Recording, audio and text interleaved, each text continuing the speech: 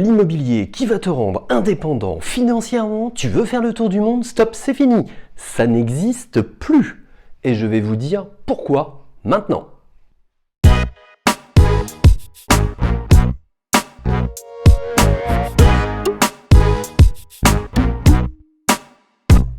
Alors acheter du locatif en 2020, c'est possible? Mais oui, c'est possible. Et c'est même bon pour vous. Alors, avec des conditions en 2020 beaucoup plus restrictives dans tout ce qui est emprunt bancaire, je vous invite à voir la vidéo sur les emprunts en 2020. Mais sinon, c'est possible. Comment se passe un achat immobilier dans l'ancien, dans le locatif? Tout simplement comme un achat classique. On achète la maison, l'appartement. On fait un emprunt bancaire, autrefois 110%, maintenant un peu plus compliqué, mais il y a des techniques. Ça, je pourrais vous les expliquer également. On achète sur une durée assez longue, et là je rejoins tous mes confrères, pour pouvoir équilibrer par rapport au loyer. Par contre, je vais vous expliquer comment les banques voient un loyer qui rentre. Ce n'est pas un revenu pérenne pour elles, et ce n'est pas un revenu à considérer à 100%. Les banques vont considérer 30% d'abattement sur vos loyers. C'est-à-dire que si vous avez un loyer à 500 € qui tombe tous les mois, elles ne vont retenir que 350 € de revenus. Pourquoi? C'est une règle bancaire qui correspond à peu près au microfoncier, à la déclaration de microfoncier. On reviendra sur tout ce qui est fiscal dans une prochaine vidéo. Mais si vous avez moins de 16 000 € de loyer à l'année, que vous souhaitez les déclarer en microfoncier, on fait un abattement de 30% sur les impôts. Point barre. Plus rien d'autre à déclarer, c'est simple, c'est facile. C'est pas adapté forcément tout le temps si vous avez des travaux, etc. Mais on y reviendra. Sauf que voilà, les banques vont considérer ça. Ça veut dire que si vous avez une charge d'emprunt de 500 €, un loyer de 500 €, et que vous pensez, au regard des banques, faire une opération blanche, vous vous trompez. Vous allez être endetté de 150 € par mois. Est-ce que les banques ont raison ou est-ce que les banques ont tort de faire cet abattement? Elles ont raison. Et oui, parce qu'investir dans de l'immobilier, il y a aussi une part de risque. Et il faut bien la prendre en compte. J'ai connu la crise de 2008-2009, où mon téléphone ne sonnait plus et où les rares investissements étaient refusés parce que, précédemment, on avait investi trop massivement. On pourrait parler de la crise du trop.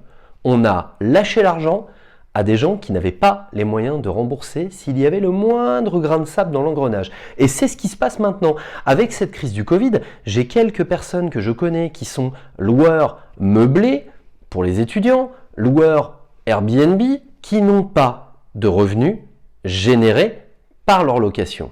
Et bien là, vous faites comment pour rembourser vos emprunts? C'est tout ça qui est compris dans les 30%. Alors bien sûr, pas cette crise sanitaire, mais dans les 30% d'abattement, vous avez la taxe foncière, les différentes charges de copropriété si vous en avez, les petits travaux à effectuer tous les ans et les mois de vacances.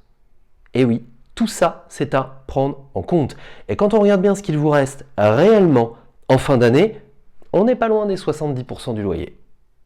Alors j'entends déjà derrière les écrans, mais il est en train de nous dire qu'il ne faut pas investir, il ne faut pas acheter de locatif. Alors pas du tout. Pas du tout.